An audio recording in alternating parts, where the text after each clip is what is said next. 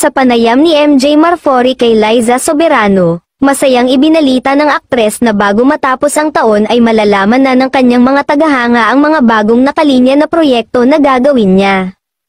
Ayon kay Liza, magbabalik umano siya sa paggawa ng serye ngunit tipid ang naging sagot niya kung TV series ba ito or sa streaming platform ipapalabas. Excited din si Liza na magkakaroon din siya ng reality show at magkakaroon muli siya sa pelikula.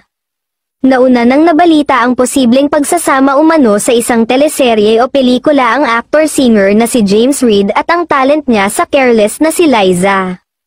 Ayon kay Liza, handang-handa na raw siyang bumalik sa pag-arte. Enjoy din daw siya ngayon na unti-unti nang gumagawa ng pangalan sa ibang bansa. Posible rin kayang bumalik sila sa ABS-CBN matapos ang mahabang panahon o siya kaya ang tinutukoy na aktres na mapapanood sa Kapuso Network. Huling napanood ang aktres sa Make It With You ng ABS-CBN na kasama ang aktor na si Enrique Hill at nag-umpisa ito noong January 13, 2020.